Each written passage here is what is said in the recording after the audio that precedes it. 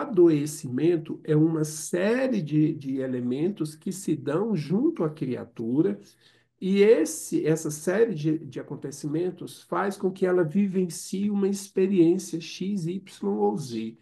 E a partir dessas experiências, ela vai promover em si mesmo uma mudança. O desafio é fazer com que essas mudanças sejam conscientes, que a pessoa esteja sabendo exatamente o que está acontecendo. Quando você está com um paciente, acompanhando um paciente, 2, 3, 4 meses, 5 encontros que você tem com o paciente, e lá nesse quinto encontro você pergunta assim para o paciente: como você está? Como estão as coisas? E boa parte, para não dizer todos, boa parte desses pacientes diz assim: ah, tá tudo igual, não dou nada, as coisas acho até que esse tratamento não está fazendo nenhum efeito. E aí você começa a pontuar, você começa a devolver para esse paciente aquilo que ele te trouxe ao longo desses 5 encontros. Em determinado momento, você apresentou esta queixa, essa reclamação, esse mal-estar. Em determinado momento você apresentou isso. Como é que você está se sentindo com relação a isso? Não, não estou mais acontecendo isso. Você reclamou que você estava passando por essa situação e estava com um problema com isso aqui. Como é que isso está? Não, não está mais, não estou mais percebendo. É interessante que a maioria absoluta das pessoas, elas não conseguem perceber que estão entrando num processo de desequilíbrio. Elas tinham uma vida dita normal, equilibrada, e elas só vão se dar conta quando se apresenta uma dor muito intensa, um desconforto muito intenso, ou uma limitação muito intensa. E nesse instante ela dá o grito. E aí ela vai dizer: eu estou doente. Mas o adoecimento dela apenas se revelou naquele momento em que ela percebeu, mas ele não começou ali. E, da mesma forma, o processo inverso de eliminação desse desequilíbrio, dela chegar num ponto de renovação, também não é percebido por ela. Porque, da mesma forma, quando você pergunta 5 meses após um processo terapêutico, você pergunta: como você está em relação a essa queixa específica aqui que você apresentou? É interessante, não estou mais sentindo. Ou seja, interessante. Ela só percebeu quando ela se manifestou no ápice e depois ele não foi mais percebida na sua eliminação. Então, isso que se chama adoecimento são mecanismos que a nossa, vamos chamar de inteligência vital, energia vital, vamos chamar desse jeito, porque, de certa forma, assim, a gente tira um pouco essa coisa do aspecto espiritual, religioso, místico, esotérico, qualquer coisa parecida. Há uma inteligência vital que coordena a nossa condição humana e essa energia, essa inteligência vital, ela utiliza-se de determinados recursos para trabalhar o nosso equilíbrio. Equilíbrio este que foi alterado por eu estar vivenciando uma experiência que vai de encontro à minha real natureza. Samuel Hahnemann vem nos afirmar que o grande lance de estarmos adoecidos, em primeiro lugar, é pelo fato de eu ter perdido a minha condição de natureza. Eu estou fora da minha natureza. E quando a gente olha, quando a gente observa a nossa existência, o que mais nós percebemos é uma construção cada vez mais efetiva de artificialidade. Estamos cada vez mais artificiais em nossa presença na existência. Essa condição de adoecimento é uma condição que, na verdade, é um indicativo. Eu preciso, e eu estou trabalhando com vocês esse desafio, olhar para o processo que se manifesta como indicativo. É como você ter um mapa. Imagina que você tem um mapa e você tem que, com esse mapa, caminhar em um determinado terreno. Esse mapa, ele é uma representação fiel, o mais possível, do terreno, mas ele não é o terreno. O adoecimento é um indicativo de uma condição, mas essa condição não é o adoecimento. Como o nome sugere, é um indicativo, indica, aponta, faz referência a algo que não seja ele mesmo. O adoecimento, então, ele está falando de tudo, menos dele mesmo. O adoecimento é um apontar, é um direcionar. E quando a gente entra e quando a gente relembra o que o nosso querido Samuel Hahnemann nos trouxe, onde ele aponta que um segundo elemento para o adoecimento da humanidade é que ela está em pecado, entendendo o pecado como sendo um erro de alvo. Eu errei meu alvo. Eu tinha um alvo e eu errei esse alvo. E por errar o alvo, eu adoeci. Então, nós já temos dois elementos para o adoecimento: o afastamento do nosso estado de natureza e o nosso erro de perspectiva, o nosso erro de lugar, o nosso erro de ponto, acertar a chamada mosca no alvo, né? Acertar o centro ali daquele ponto que eu preciso alcançar.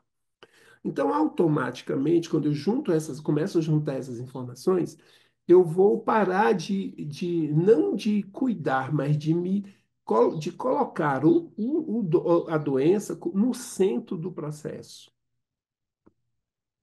Eu tenho que botar alguém nesse centro. Eu tirei, esse centro não pode ficar vazio. Quem é o centro? É a doença? Não, a doença não é o centro.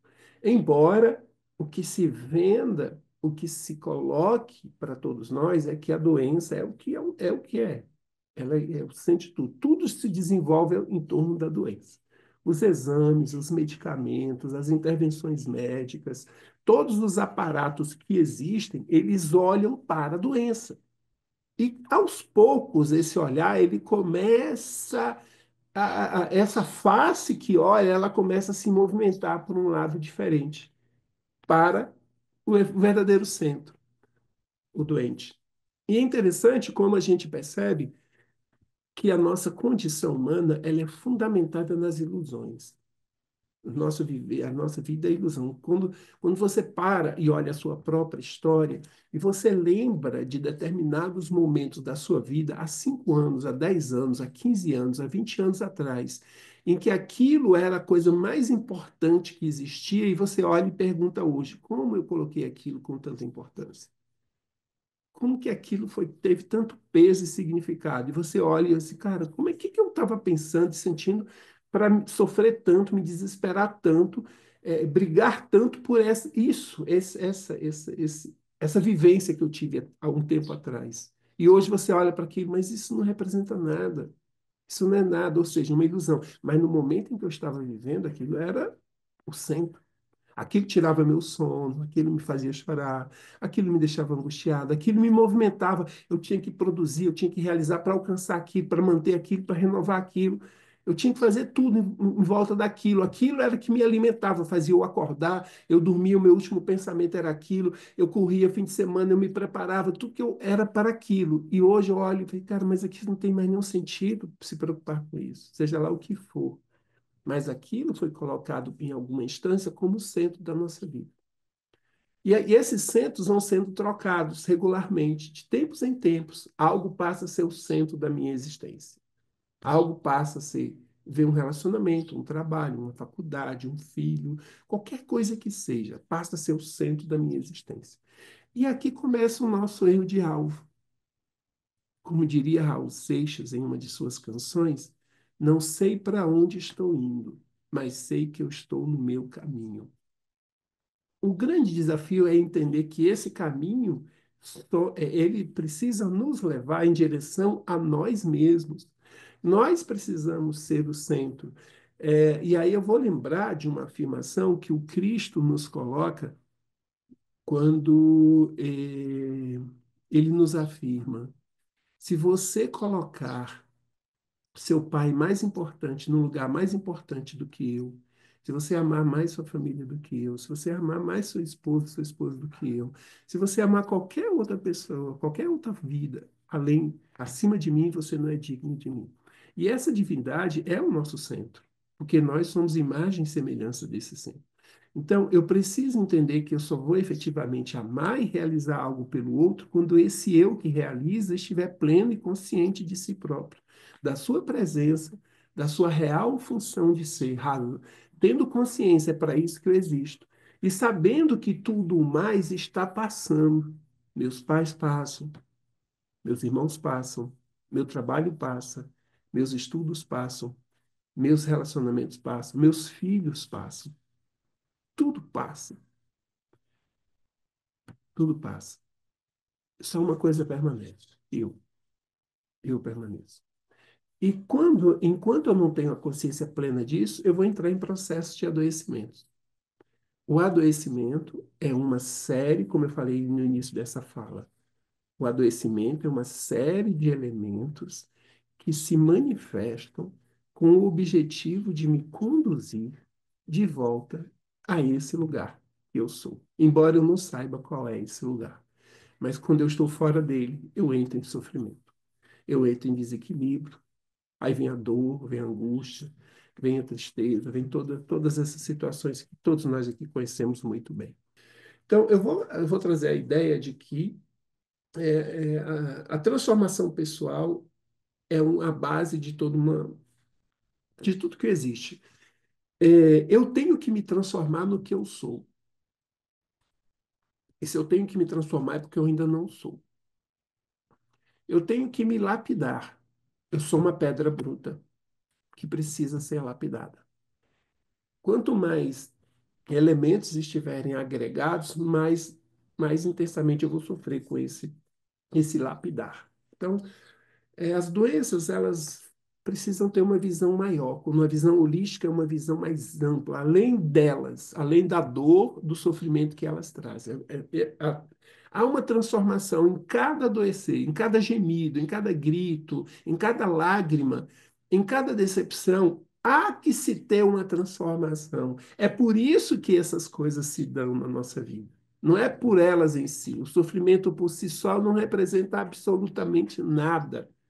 Se eu passar uma vida inteira, 50, 60, 70, 80 anos sofrendo, sem me transformar, esse sofrimento não foi nada. Dá para imaginar isso? A pessoa chega do outro lado, no outro plano. Nossa, depois de tanto sofrimento, depois de tanta dor, sei que agora eu vou receber os meus louros, eu vou receber o meu conforto, eu vou tomar minha sopa com André Luiz, eu vou ser feliz. E aí vem a informação: vamos ter que retomar, querido.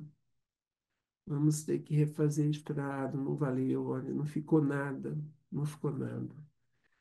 Então é isso, o ser humano, ele precisa, e você precisa acreditar nisso. Isso aqui está a base de todo o nosso trabalho. Por isso é que nós não somos médicos.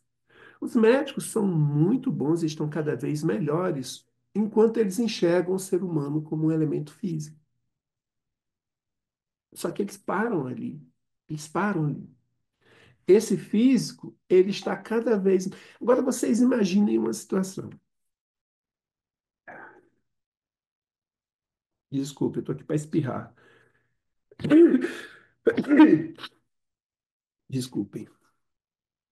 O avanço da medicina, as mais diversas especialidades e super especialidades que estão se dando a cada momento, quando eles pegam, por exemplo, o fígado e aprofundam cada vez mais o pâncreas, o intestino, a pele, os ossos, a visão, eles aprofundam e todos os dias a ciência que estuda isso tudo, ela diz, estamos descobrindo coisas fantásticas e sabemos que temos uma coisa ainda quase infinita para descobrir. E eles estão falando apenas do físico.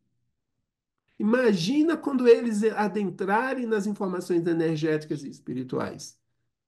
Imagina, tenta imaginar o abismo que ainda estamos distante do conhecimento.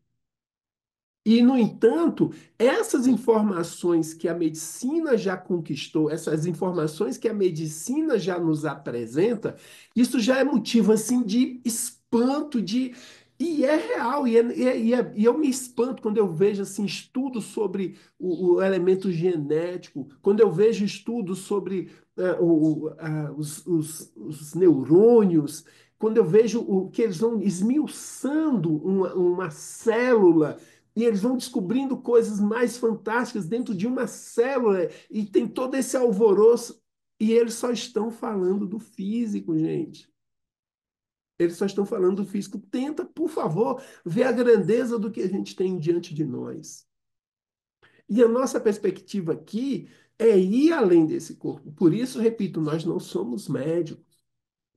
E eles fazem muito bem isso. Por isso que se você efetivamente se prender a olhar para esse corpo, você vai estar cometendo um duplo erro, pelo menos. Um duplo erro. Primeiro, você não tem a fundamentação e o estudo que o médico tem na sua formação para lidar com o corpo, e você está negligenciando informações que você está tendo sobre outras realidades, e você está deixando isso de lado para se concentrar numa coisa que você não tem capacidade. Eu tenho capacidade para lidar com o energético, o espiritual? Também não, eu também estou em construção. Mas só pelo fato de eu me abrir a olhar para isso, eu já começo naturalmente a enxergar elementos novos.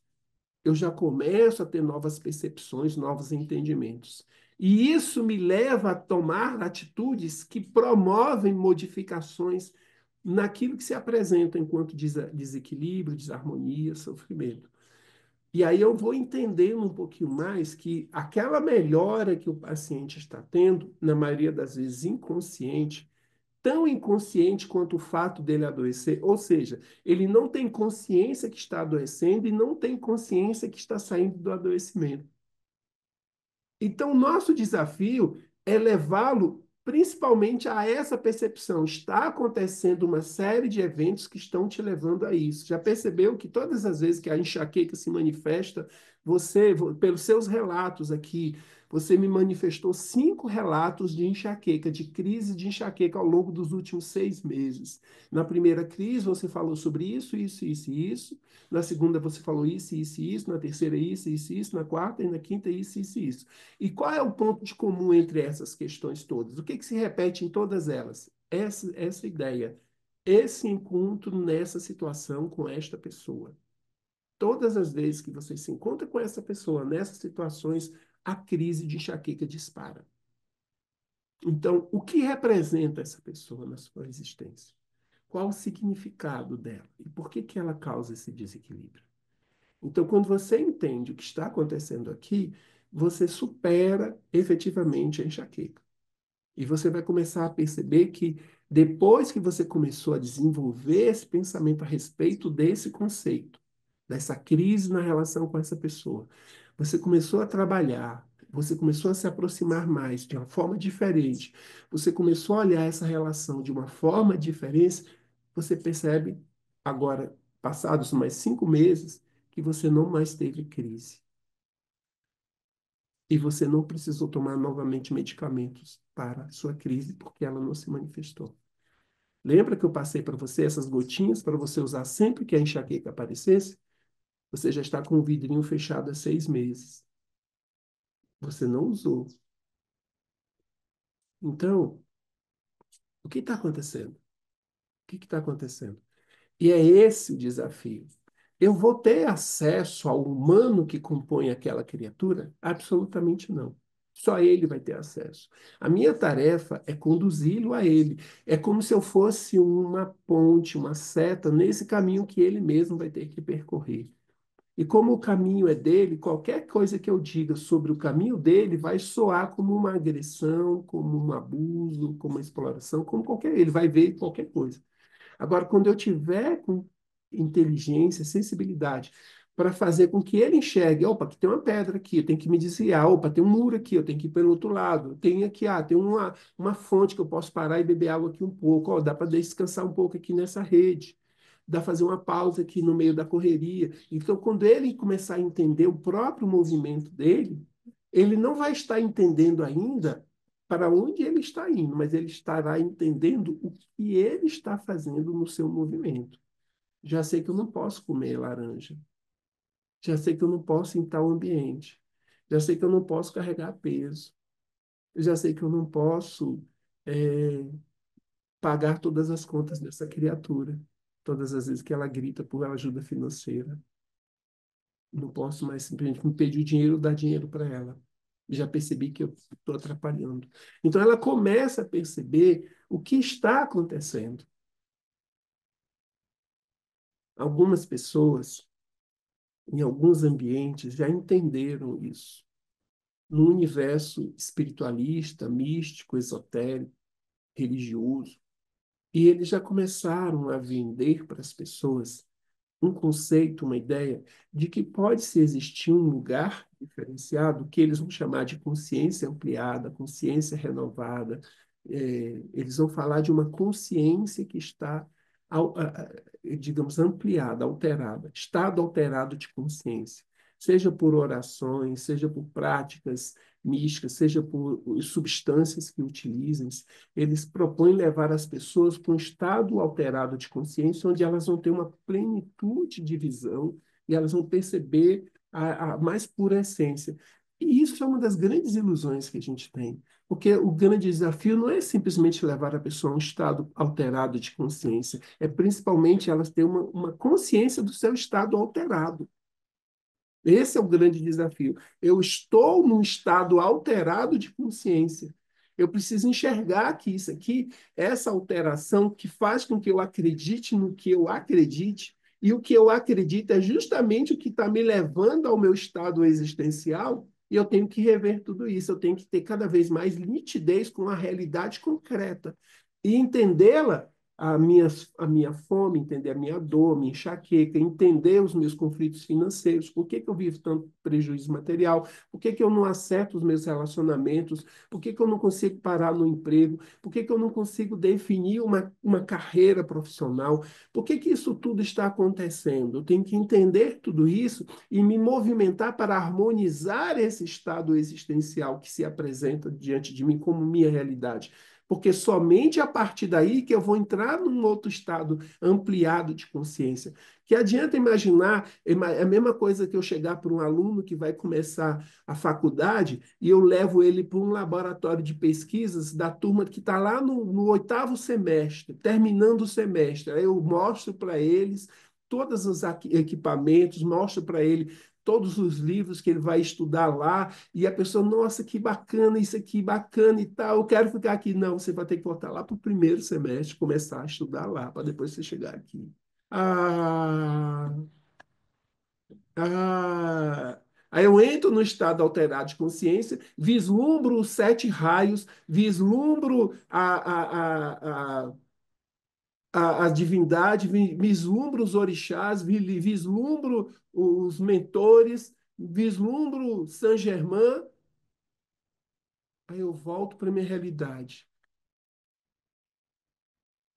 E o que tudo isso alterou a minha presença? Eu faço uma oração forte, ungida, eu tomo um passe, eu recebo todo um fluxo energético, eu incorporo, eu tenho visão, eu tenho clarividência, eu faço e aconteço, aí eu saio do meu espaço e não cedo a passagem para o cara que está vindo no trânsito, não cedo vaga para ele. Eu deixo meu carrinho no meio do mercado, atrapalhando o movimento de todo mundo e não estou nem aí. E aí? E aí? Às vezes eu fico até sem ar. Às vezes eu fico até sem ar. Essas condições genéticas hereditárias, essas doenças crônicas que vai se apresentar, elas são mecanismos e oportunidades para um ajuste espiritual.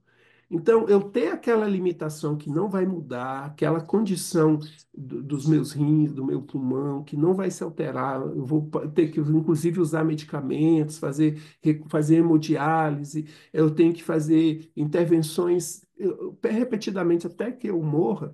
Então, isso tudo tem por trás um ajuste. Alguma coisa está sendo ajustada. Então, quando eu olho para o lado e vejo alguém que tem a saúde plena, o corpo pleno, e eu tenho a minha limitação, não tenho o meu braço, não tenho minha visão, não tenho minha audição, meus rins não funcionam, meu pulmão só metade, meu coração, eu tenho que ficar tomando medicamento, senão eu vou ter um treco a qualquer hora, né? Isso já desde pequeno, é o bebê com 6 meses, é o idoso com 80 anos. Tudo isso tem por trás um ajuste. Um ajuste de quem? Da pessoa e de todos os que circundam essa pessoa. Quem circunda uma pessoa? A humanidade inteira. Então, aquilo que está afetando aquela criatura lá no Canadá, lá no Alasca, ela tem repercussão em mim, de alguma forma. Então, eu não posso me colocar de uma forma diferenciada e distanciada da realidade humana. O humano me compõe, o humano me torna quem eu sou. E vocês passam a saber que aqui tem alguma coisa. Nós nos encontramos. Ainda que seja um simples olhar na rua quando se transeunte nos fazemos. Eu cruzei o meu olhar na rua com aquela pessoa. Como estava o meu olhar? Meu olhar foi de amor, o meu olhar foi de carinho, o meu olhar foi de desejo, o meu olhar foi de raiva. Como foi o meu olhar? Olha, eu estou falando de um olhar, gente. Quando eu passei pela Roberta na rua e que olhei para ela, qual foi o meu olhar? Que carga eu emiti para ela? E que carga ela recebeu com o meu olhar? E o quanto esse olhar vai alterar a história dela? E eu tenho que me ajustar o máximo possível para reorganizar tudo que já foi, preparando para tudo que vier. Então, a minha ideia não é só eliminar a enxaqueca. Que bom, agora eu estou sem enxaqueca. Ótimo, vamos entender por que que ela veio, o que que ela trouxe, o que que ela te transformou e o que fazer para não cair novamente nela. Aí eu estou transcendendo. Aí eu estou transcendendo. E necessariamente eu não estou nem falando como será a nossa próxima existência. No Nirvana. Não, estou falando agora. Você vai não mais ter enxaquecas, mas para isso você precisa ter uma nova postura diante da existência. Aí sim você transcendeu. Transcender é ir além daquilo que se manifesta agora, nesse exato instante. Não estou falando de um plano espiritual distante, o cosmo distante, o reino dos orixás, o reino dos devas. Não estou falando disso, estou falando hoje, amanhã cedo você tem um novo pensamento. Você saiu da minha consulta, com a minha consulta, você saiu, fez uso daquelas homeopatias que eu trabalhei com você, e a partir disso você se fez uma nova pessoa, você transcendeu. Havia um ser e agora você está além desse ser. Transcender é ir além. De quem? De você mesmo. A minha transcendência é um movimento de superação permanente em respeito em relação a mim mesmo. Porque todos os dias, quando eu chego àquilo que eu acho que é o máximo, aquilo é a parte menor para algo que se faz. E aí vem um cara e nos diz assim: o maior dentre vós é o menor no meu reino. Cara, isso é muito doido, parar para pensar nisso. O maior dentre vós é o menor no meu reino. Isso é muito, muito intenso. Então, eu cheguei no meu ápice. Quando eu chegar nesse ápice, é para recomeçar algo pequeno em outro lugar. E aí o que eu faço? Eu entendo que isso é o máximo e me empodero disso, e aí eu caio. Eu caio, aí eu adoeço. Aí a doença vem para dizer: volta, volta, volta, volta para esse caminho, volta para esse caminho. Esse é o grande lance. O que é o adoecer? O que é essa tal de doença que a própria homeopatia diz que não existe, mas que está aí na nossa cara? Estou aqui, tô, inclusive, refletindo sobre ela. Como é que eu vou refletir sobre uma coisa que não existe? Está aqui, eu estou aqui fazendo isso. Então, a doença é uma chance de reeducação e transformação profunda. Agora, a gente vai reforçar o que nós já falamos aqui várias e várias vezes, várias e várias vezes, nós já falamos aqui. O que é educação? O que é educar? Educare, educare, educare é a base semântica da ideia de educação. Educação é o movimento de retirada daquilo que lhe é próprio e expressão disso na existência. O educador, e eu já falei também isso para vocês, não existe um terapeuta que não seja educador. Podem existir educadores que não sejam terapeutas, mas não existe um terapeuta que não seja educador. Você tem que ser educador. E quando eu falo educador, professor, mestre, eu estou dizendo o seguinte: é a pessoa que tem capacidade de ir no interior da criatura e retirar com ela o que ela é e expressar isso na vida. E aí vem um segundo desafio que a maioria absoluta das pessoas param. Eu entendi a razão de ser, eu entendi o porquê, maravilha. Aí a pessoa diz: agora sim eu alcancei a transcendência. Não, você está na metade do caminho. Eu entendi, eu entendi. Qual é o próximo passo? Aplique, aplique, coloque em prática. Eu entendi o segredo do universo. Raul Seixas entendeu o segredo do universo. Ok. E aí, o que é que altera a sua vida você entender isso? De que forma a sua presença na existência se modificou, se alterou, melhorou? De que forma a sua vida melhorou e de que forma a vida ao seu redor melhorou? É o segundo passo, e talvez o mais importante. Entendi, cara, entendi minha razão, você entendi a minha, entendi por que que esse problema existe, entendi por que que eu não gosto dessa pessoa, entendi por que, nossa, agora eu entendi, cara, muito obrigado, Rodrigo. Cara, poxa, eu entendi, que legal, tô curado. Peronomútil, peronomútil. Agora vamos começar o movimento. Vamos começar o movimento agora. A prática disso, né? Porque há uma boa intenção, há uma ótima intenção, mas vocês já ouviram a afirmação: de bem-intencionados, o inferno está cheio. Então, há uma boa intenção. Agora eu estou alimentando uma boa intenção. Agora eu tenho uma visão clara. Agora eu tenho uma visão clara. Ir ao encontro das suas potencialidades, ir ao encontro das suas sementes constituintes, ir ao encontro daquilo que efetivamente você é e expressar isso ao mundo. E expressar isso na vida. Educação se dá quando eu retiro, não é quando eu jogo informação, quando eu jogo conhecimento. Decorou a tabuada, decorou os afluentes do rio Amazonas, decorou as capitais dos estados. Ok, sabe isso, sabe aquilo, como se dá a meiose, a mitose, como é que se processa a, digamos assim, a transformação do processo lá de evaporação, sublimação, condensação, solidificação. Como que isso se dá? Maravilha saber isso para quem trabalha na área. Mas em que isso altera a sua vida? De que forma esse conceito te leva a um lugar melhor? Não mais confortável, não mais luxuoso, mas melhor internamente. A uma presença mais lúcida, consciente, amorosa, respeitosa. O quanto você contribui com a vida ao seu redor, com aquilo que você. Então, a educação é a expressão de todo aquilo que você possui por essência. E Sócrates, lá na antiga Grécia, quando ele interpelava as pessoas, mesmo os escravos, mesmo os servos que não tinham acesso a nada, e ele conversava com aquelas pessoas, e as pessoas saíam com informações que eram absurdamente. Como é que essa pessoa sabe disso? E alguém questionava Sócrates. Mas como que essa pessoa sabe disso? Você está passando. Não, eu só estou perguntando, e ela está respondendo. Eu estou perguntando em cima das respostas dela.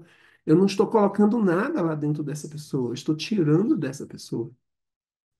Eu estou tirando dela. Então, se já está lá. Então, o grande educador não é o que transfere o seu conhecimento. Cora Coralina nos fala isso nas suas poesias. Paulo Freire nos fala isso em seu método. Entende? O grande lance é que eu não estou transferindo o meu conhecimento para você. Eu estou usando o meu conhecimento para ir acessar você e, a partir do seu conhecimento, levar a um lugar em que possivelmente você amplie-se até mais do que eu tenha conhecimento. Porque o grande lance do mestre é ser superado por seu discípulo. A grande alegria do mestre é quando o seu discípulo é além dele próprio. Então, educare tem como essa força, esse movimento que você faz em direção ao outro para que ele se expresse. E o que é o adoecimento? É uma não expressão de si. O que é o adoecimento? É uma não. E pior do que uma não expressão de si, é uma não consciência e entendimento de si próprio. Então, nossa tarefa é usar dos adoecimentos, usar dos sinais, usar dos sintomas para levar. Aquilo que a pessoa está trazendo é o que ela possui. Ninguém dá o que não tem. Então, aquela pessoa está apresentando para você, terapeuta, no seu sinal, no seu sintoma, na sua queixa, na sua síndrome, ela está apresentando o que ela tem. Ela está construindo, ela foi construído consciente e inconscientemente um altar e você é o sacerdote, a sacerdotisa desse altar, e ele está depositando nesse altar o que ele possui, as suas oferendas, é a minha dor, meu sofrimento. Eu estou trazendo isso aqui como oferta para você. E você vai ter que transformar isso numa grande oferenda para devolver a ele próprio. Porque ele é o ser que precisa ser reverenciado e transformar aquela dor, aquele sinal, aquele sintoma, aquela doença, aquela síndrome, transformar isso numa educação, num educare, e transformar aquilo em algo novo, reciclar, né? A grande ideia do momento, reciclar, ressignificar, dar um novo sentido àquilo. O que que é o fundamento da psicanálise, da psicologia? É você acessar o trauma, acessar o processo, você vai mudar. Emmanuel já disse que não é possível. Eu não posso voltar e fazer um novo começo, mas eu posso fazer um novo final. Então, eu acessar aquilo e eu tenho que, né, o que é o processo terapêutico, essencialmente para a psicologia e para a psicanálise, nas suas mais diversas correntes? É a pessoa acessar o seu trauma e superá-lo. Eu não posso superar uma coisa se eu não estiver diante dela. Então, como é que eu vou me superar? Como é que eu vou me encontrar se não for em mim mesmo? Então, a minha tarefa é conduzir o paciente através dos indicativos que ele traz, como queixas e tal, e levá-lo de encontro a si mesmo e trazê-lo de volta para expressar efetivamente o que ele é. Não o seu desequilíbrio, porque esse desequilíbrio é o que ele não é. E eu tenho que trazer o que ele é. Então, educar, e eu vou fazer esse movimento. Eu tenho que ter sabedoria. Eu tenho que entrar no universo dele, eu tenho que saber os termos, eu tenho que saber a linguagem dele, eu tenho que saber o tempo dele, eu tenho que saber o ritmo dele. Esse aqui vai ser lento, é uma alumina. Esse aqui é zinco, vai ser rápido, entende? Essa daqui vai ser sedutora, Iociamos, Drosera. Esse aqui vai ser canastrão, antimônio. Esse aqui vai ser exigente, cuidadoso com as aparências, é um arsênico. Esse aqui é desligado, é um sulfur. Eu tenho que caminhar de acordo, vou ter que entrar nele. A queixa desse sulfo, a queixa que ele apresenta, me leva a arsênico albo. Mas eu não estou cuidando da queixa, por isso eu não vou usar arsênico albo. Mas eu vou usar sulfo. Mas sulfo não tem nada da queixa dele. Sulfur tem ele. E eu não estou cuidando das coisas dele, estou cuidando dele. E aí eu vou usar sulfo. E nesse movimento eu estou equilibrando ele a tal ponto que ele possa se perceber e, a partir dessa percepção, iniciar o seu processo de manifestação para realizar os seus altos fins existenciais, como nos propõe Hahnemann. Aí sim eu estou realizando um processo terapêutico com homeopatia. Então, esse é o exercício. Isso é fácil. Eu estou rindo aqui para não chorar. Como já foi dito, as doenças congênitas e hereditárias refletem esses desequilíbrios, né? Então, refletindo, eu tenho que trabalhar esse equilíbrio, não a doença em si. Essas condições oferecem para ajustes, como já foi dito, então já foi dito isso aqui. Então, a cura não é apenas física, ela é também espiritual.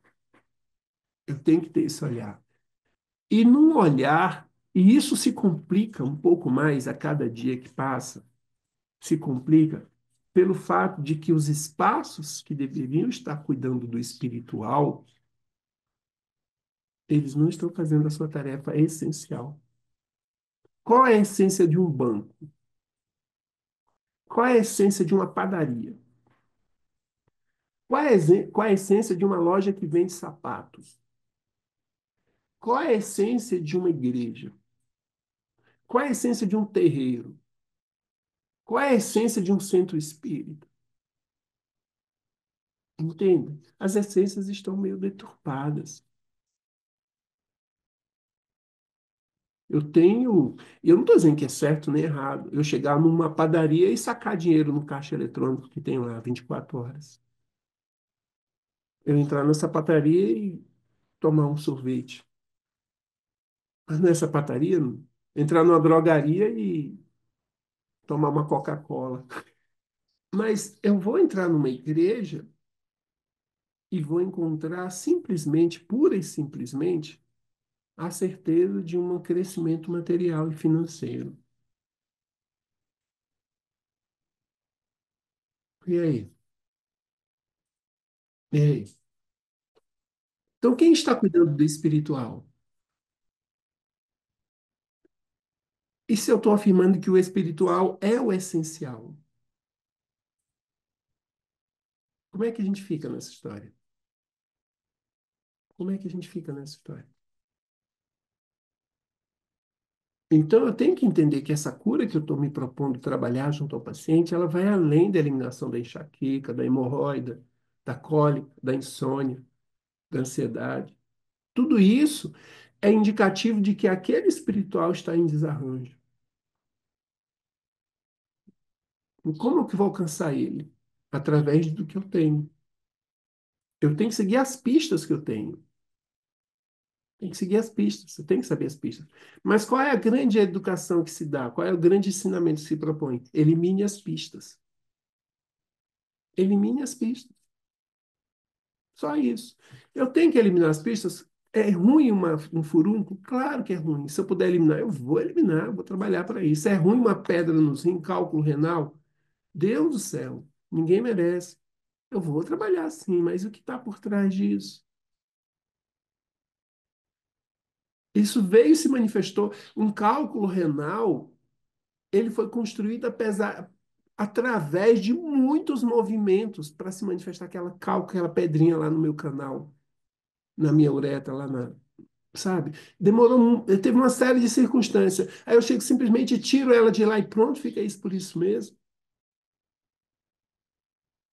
O que levou a isso? Que material foi usado para construir essa pedra? O que ela representa?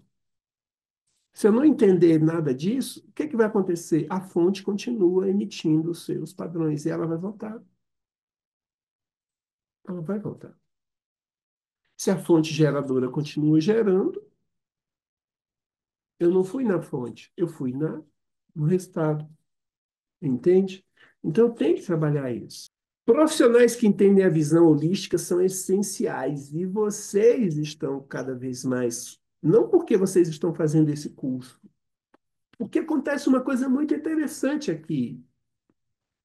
Eu não sei se vocês já perceberam isso, mas acho que já perceberam. Nós estamos aqui entrando hoje ao nosso 91º encontro. Se eu considerar a média de 3 horas por encontro, teve mais. Teve período em que ficou 8 horas em cada encontro. Vamos colocar 3 horas por baixo. 3 vezes 9, 27. 270 horas por baixo de convívio. E eu falo pra caramba. Eu falo demais. Mas, se você pegar hoje, sentar-se diante de tudo isso, você vai chegar a uma conclusão muito interessante. Eu não trouxe nenhuma novidade para vocês. Eu não contei nada de novo. Nada que vocês já não soubessem. Eu tenho consciência disso. Entende? Tudo isso já está aí. Vocês já estão. E fazer isso, ou não é isso, mas vocês entendem, não porque eu estou explicando. Vocês já sabem, não porque eu ensinei. Vocês já sabem disso. Vocês estão aqui agora para reforçar isso, para organizar isso. Talvez a minha tarefa existencial é organização. Por isso que eu sou virginiano com ascendente em virgem, a terceira lua em virgem. Tanto que nos meus trabalhos, lá embaixo, está escrito sempre organizador. Organizador. É isso que eu faço. Eu sou um organizador. Milton, qual é a sua essência? Quem é você? Eu sou um organizador. Então, isso tudo aqui é para mostrar para vocês que vocês já estão aqui. Eu estou aqui para acender essa lâmpada que já está aí. Eu só estou acendendo o interruptor. Mas a instalação já está existente, a lâmpada já está lá, o interruptor está aqui, eu só tenho que apertá-lo. Tuf. É isso que eu estou fazendo. Tuf. Vocês podem tirar a lâmpada, podem desligar o interruptor, vocês fazem o que vocês quiserem, é com vocês. A partir de agora é com vocês. Mas o quarto está iluminado. Vocês que querem voltar para a escuridão é com vocês. Se querem abrir a porta e compartilhar com outros, é com vocês. Eu não tenho acesso mais a isso. Eu só acendo a luz. Essa é a minha tarefa. Então, o tratamento envolve o suporte físico, emocional e espiritual. Vocês, nós trabalhamos em rede. Por favor, procure um nutricionista, procure um personal trainer. Você precisa de um fisioterapeuta. Vá fazer uma acupuntura, vá tomar um passe, vá receber uma oração lá do seu pastor, vá fazer uma caminhada, compre novas roupas, corte seu cabelo, faça suas unhas. Dá para imaginar o quanto que aquela manicure pode ser um grande elemento terapêutico? As mulheres sabem disso. As mulheres sabem disso. Como que é sair de um salão após uma unha bem feita? Como que é, mulheres? Então, o processo de cura promove o crescimento e evolução do ser. Aqui está a essência de qual é o centro de.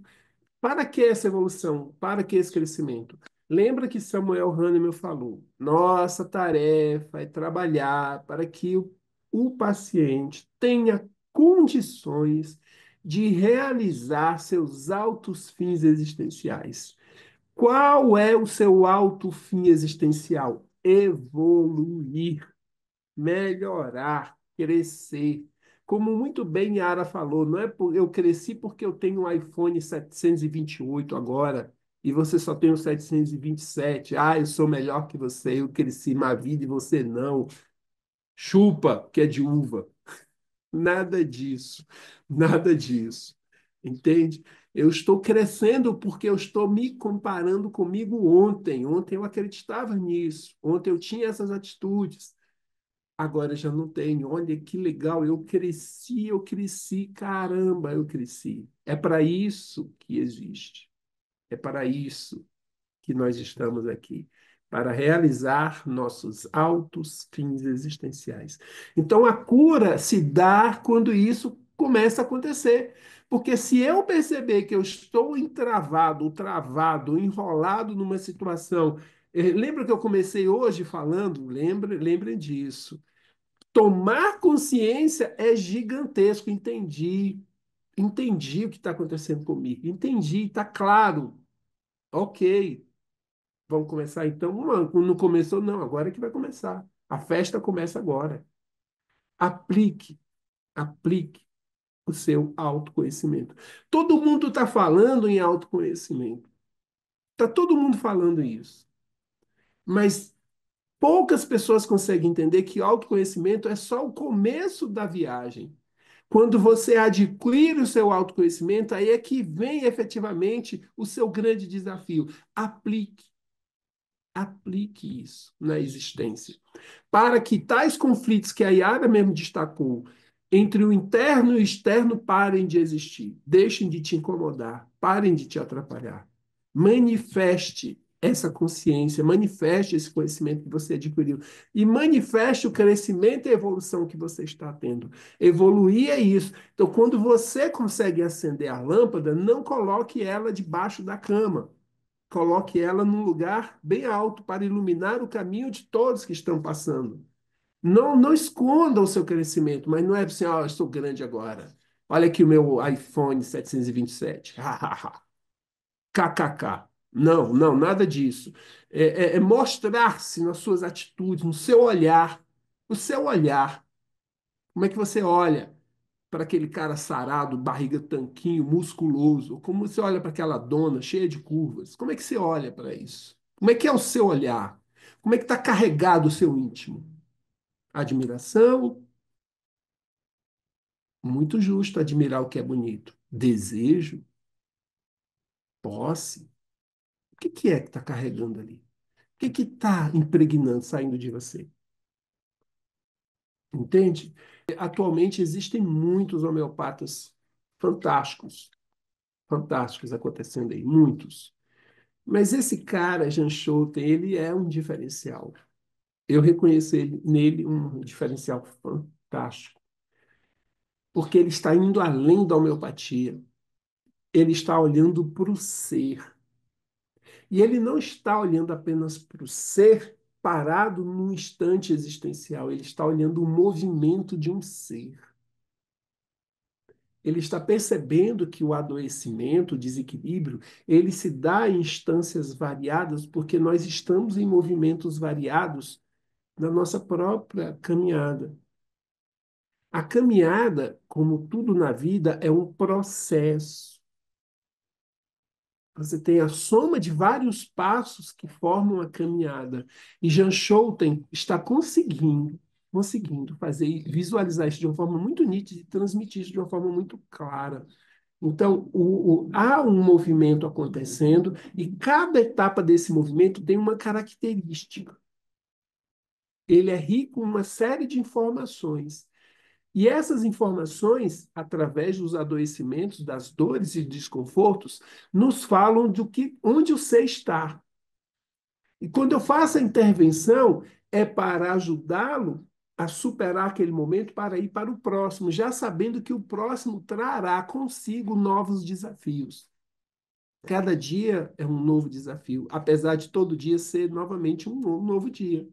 É um novo dia, mas é a mesma coisa. O sol nasceu do mesmo jeito, eu vou trabalhar do mesmo jeito, eu vou para a escola do mesmo jeito, eu vou levar meu filho para a escolinha dele do mesmo jeito, eu vou fazer as compras do mesmo jeito, teoricamente, aparentemente, melhor dizendo. Mas há um movimento acontecendo. E Jean Schouten vem trabalhar essa ideia geral de adoecimento, e ele traz ideias muito interessantes sobre o adoecimento nessas várias etapas. O adoecimento ele vai além da anatomia física, muito além.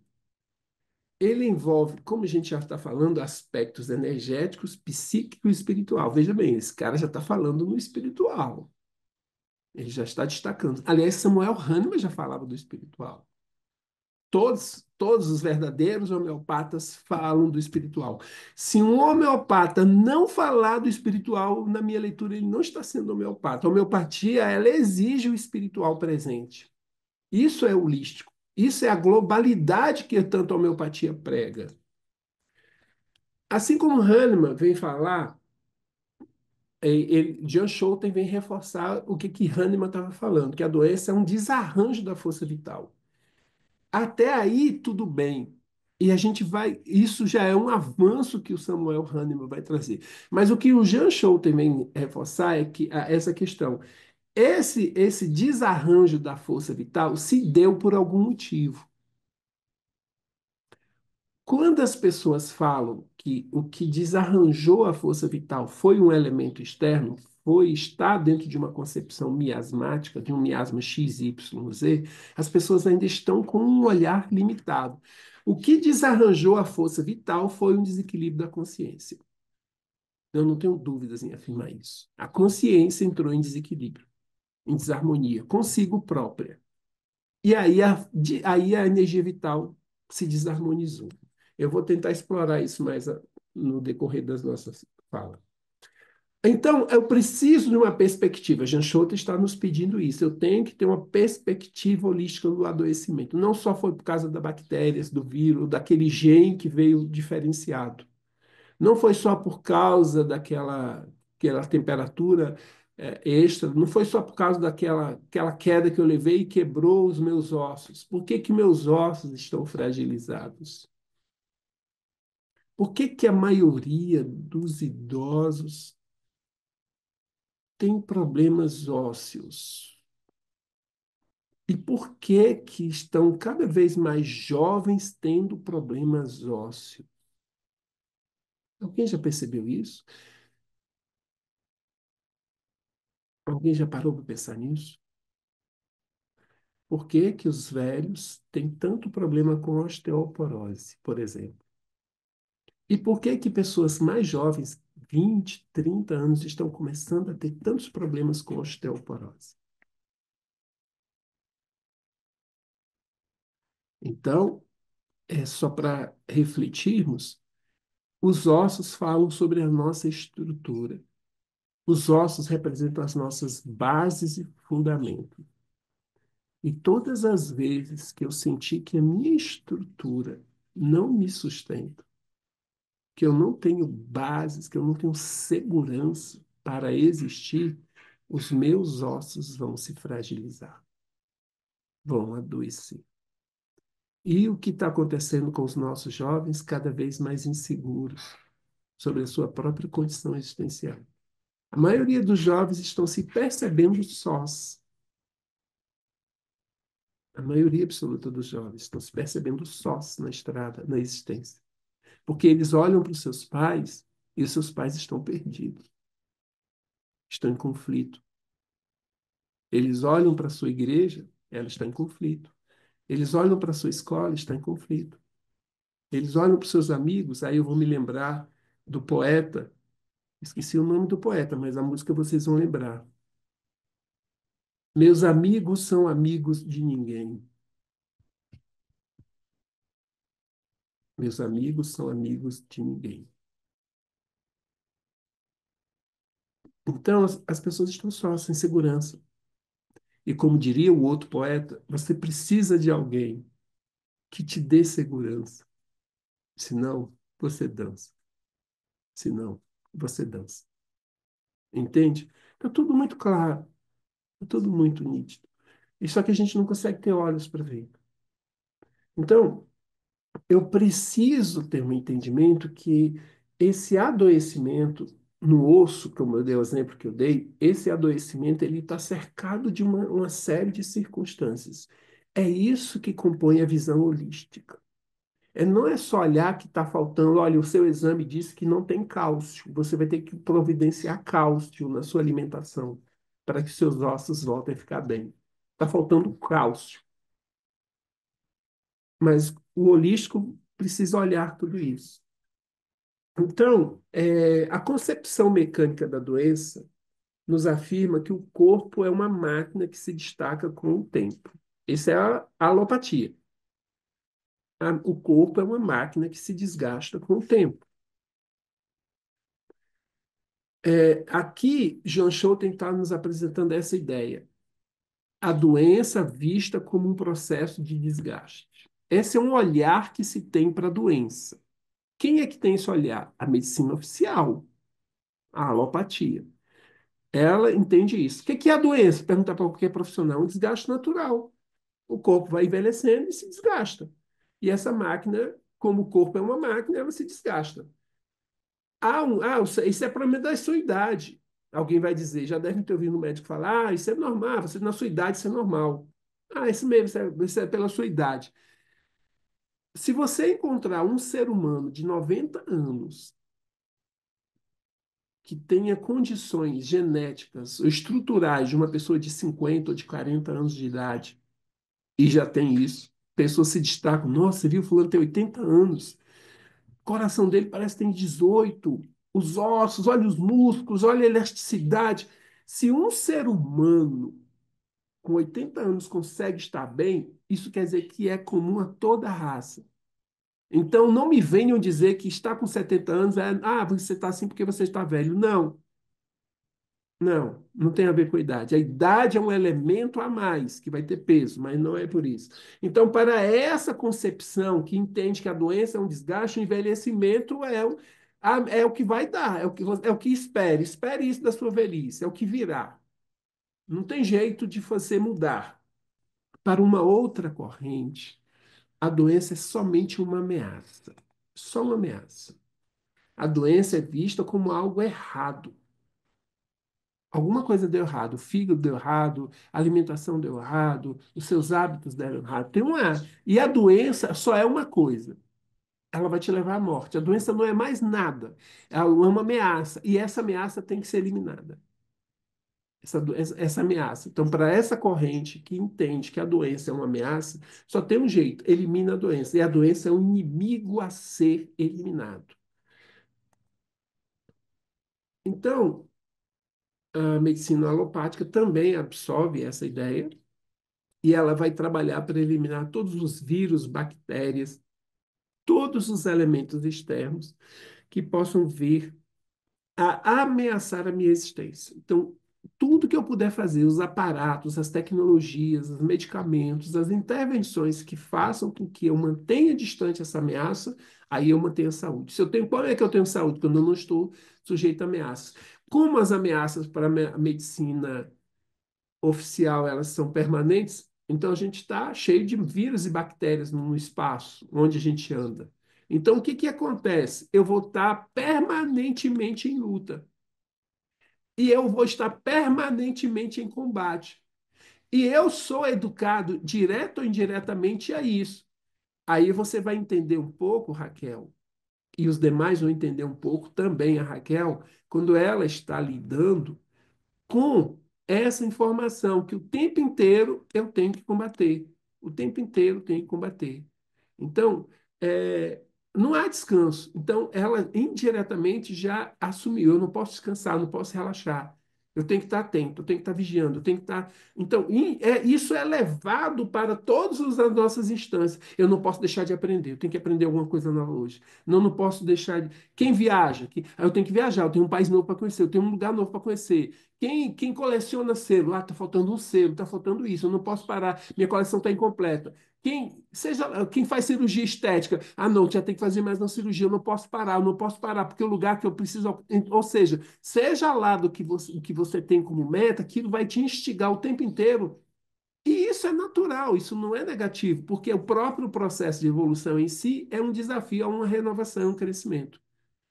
Não tá, aqui a gente não vai dizer isso é certo ou é errado, apenas é o que domina. Então, quando eu entendo que eu parar, quando eu paro, eu também estou em movimento, eu só tenho que saber a hora que eu preciso parar.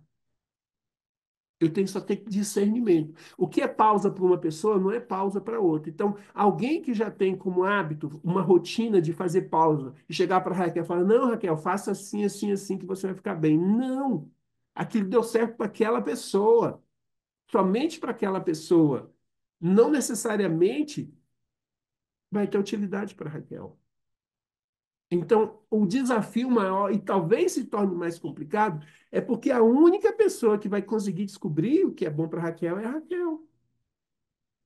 Esse é que é o desafio. Qualquer profissional, de onde for, qualquer criatura que chegue dizendo para ela o que ela tem que fazer, está com problema. Entende? Então, eu tenho que construir, enquanto interventor, como presente na vida da Raquel, eu tenho que construir instrumentos tais que ela tenha condições de olhar-se cada vez mais.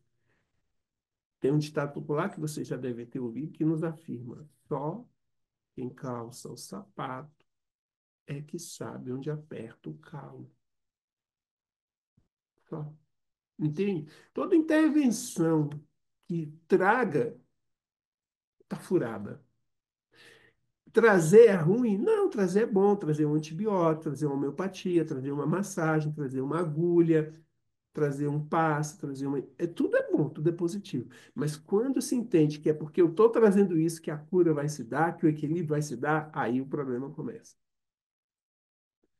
O verdadeiro equilíbrio é quando eu consigo pegar o que chega e usar para dar vida. Embora a planta retire do adubo os seus elementos e alimentos, a planta não é o adubo. Ela é algo completamente diferente. Então, as dores e sofrimentos são como adubos na nossa vida. Eu tenho que agradecê-los, mas não louvá-los. Entende? Eu não posso, porque o sofrimento me modificou. Eu posso me modificar sem sofrimento. É muito difícil para a maioria de nós entender. Vocês já devem ter ouvido a informação. Você vai pelo amor ou pela dor. Nos foi dada essa opção. Nos foi dada. Eu posso ir pelo amor. Eu posso ter um processo evolutivo completamente amoroso, sem nenhuma dor, sem nenhum incômodo. Eu posso. Corrigindo, eu posso ter dores no meu corpo, mas isso não vai afetar-me. Porque eu estou na condição humana sujeita a uma pedrada, a um tropeção, a uma mudança climática. Isso aí vai alterar, me dar, gripar, me inchar uma picada de inseto. Isso aí tudo faz parte. Mas isso, nada disso pode, tem poder efetivo para me parar. Agora eu tenho que achar esse elemento interno que está em desequilíbrio. De uma forma geral, então a gente tem várias formas de enxergar o adoecimento. E é claro, de acordo com a forma como eu olho, como eu observo, o que que acontece? Eu vou ter uma intervenção diferente. Se eu olho de uma, se eu entendo que isso tem um sentido, eu vou usar, desculpem, eu vou usar de ferramentas específicas para isso. Então vamos mais alguns olhares que ele nos apresenta como reflexão. Qual é o olhar correto? Vocês vão ter que tirar de cada olhar lições, ensinamentos. Não é que um olhar seja o melhor, seja o mais apropriado. Eu vou ter que ter sabedoria para tirar isso. Então, dentro disso, a doença como um estado original. O que que isso quer nos colocar? Que existe um ambiente, que existe uma condição, e essa condição é que vai fazer com que eu tenha um determinado tipo de reação. A realidade que me cerca me oferece condições tais e eu tenho que me adaptar a isso aí, eu vou reagir a isso aí.